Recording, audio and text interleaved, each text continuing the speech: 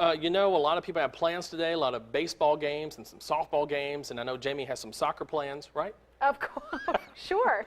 Let's talk about what's going to happen today. We do have some changes, and as Jamie mentioned, we have round one that is now shifting off toward the east, but as we head toward later on today, perhaps round two, and some of those thunderstorms could be locally strong or severe. Something we'll track for you.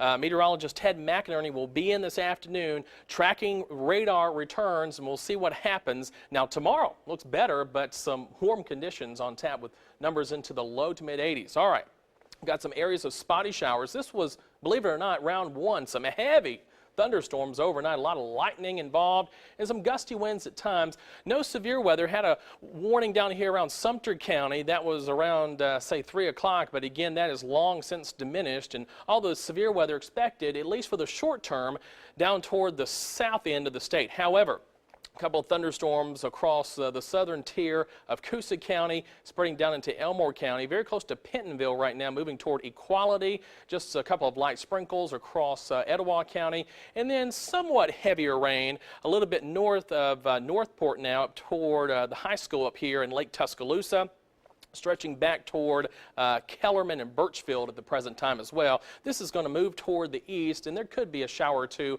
as we head into Jefferson County over the next hour or two. Nothing strong or severe with that.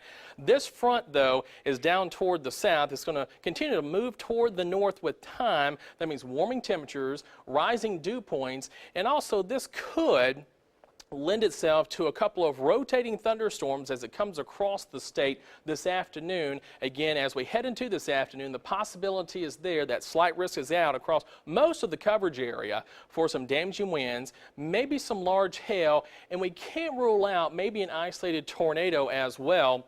Just about all of the coverage area, at least the possibility is there, but these are going to be very isolated thunderstorms. It's not going to be widespread like we saw just a couple of hours ago. A very nice shot here, that is downtown Homewood as we look toward the south and east. 61 degrees now, east winds coming in at 3. That's going to change a little bit later on. Southwest winds will come in as high as 15 miles per hour. Notice the dew point, though, is pretty high, and it's only going to get higher. And when you see dew point numbers around 60 or higher, that could lend to the possibility of some severe weather. All the dynamics are coming into play for at least the chance of a couple of isolated warnings. So again, we're talking about throughout the next couple of hours, a lot of clouds, but some sunshine will appear, and I think a whole lot more sunshine into tomorrow afternoon, Jamie. And also on Monday looking better. But we are talking about cooler temperatures by the time we head toward Tuesday and Wednesday. More rain then, but most concern the possibility of some severe weather as we head toward later in this afternoon. Again, it's not going to be widespread, but a couple of isolated warnings are possible, maybe even a tornado warning or two. And what exactly does that mean, not widespread? Because yeah. I know that can be confusing to some.